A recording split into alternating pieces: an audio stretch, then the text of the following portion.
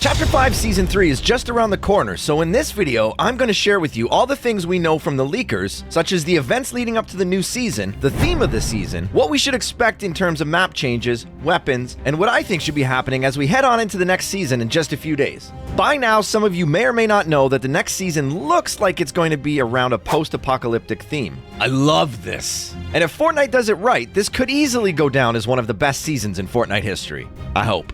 Over the last few days on Twitter, we saw the leakers post images and videos of the mini live events that will lead up to the new season, and on Monday we saw Stage 1, which involved the giant statue at Mount Olympus. He's getting a bit angry looking, and there's some thunderclouds, and his eyes started glowing. He's either about to attack or defend. Either way, things are about to go down. Then yesterday we saw Stage 2, where the lightning got more intense and the statue raised his sword and cast lightning onto Pandora's box located in the center of the map. NotCray has some insane footage of this for us, so huge shout out to this legend.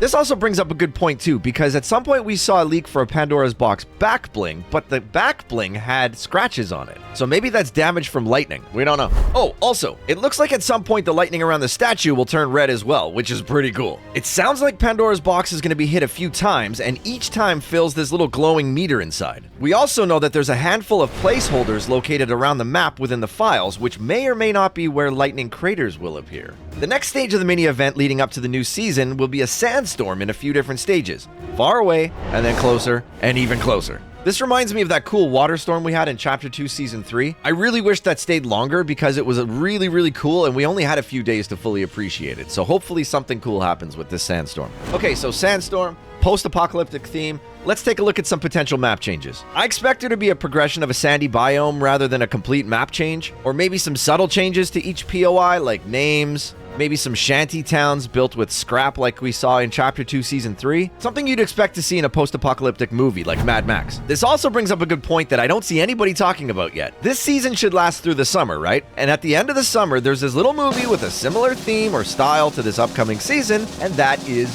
Borderlands.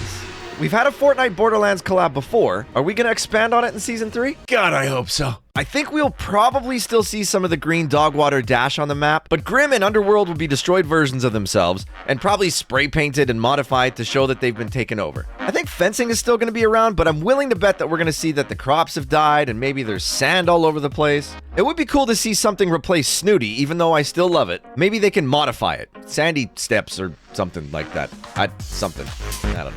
I think the snow up north will melt even more so, but Classy's probably going to stay untouched. I'd love to see Reckless Railways stick around, but I want some kind of post-apocalyptic change to it. Or at the very least, give the train a makeover. Like make it a steam train or something, I don't know. They probably won't get rid of it though, even though nobody uses it. It's just another way to move around the map, so they should probably keep it. Down south around Brawlers and Mount Olympus, I can see the biggest changes. And it's probably going to be where the sand biome is going to start. At least that's my opinion. Hopefully we get sand tunneling back, because that would be amazing for movement. And then just gradually progress more and more over the map as the season goes on. Even though that it was broken for most of Chapter 2 Season 5, it was still extremely cool to move around under the sand. It was pretty cool. I like it. I like it a lot.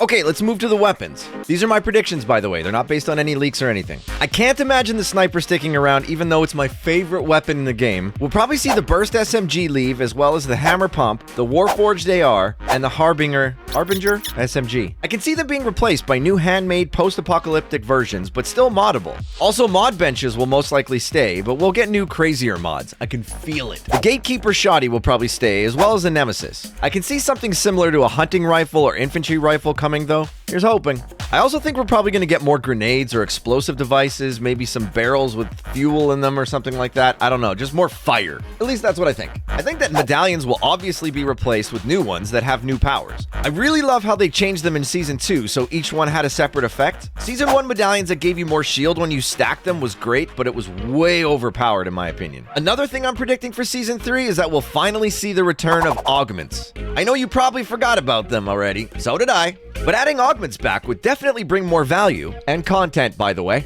back to the game. We also have new quests starting today involving this dummy. Complete these quests and you'll get this loading screen, which probably has some kind of hidden clues in it, but I have no idea what. That's above my pay grade. If you want to continue to be informed of all the latest in the new Fortnite season, don't forget to click that subscribe button, as I will be covering it all once it drops. I also stream almost every single day on YouTube and Twitch, and I play a lot with viewers, so if you want to go and catch a couple dubs with me, let me know. Peace!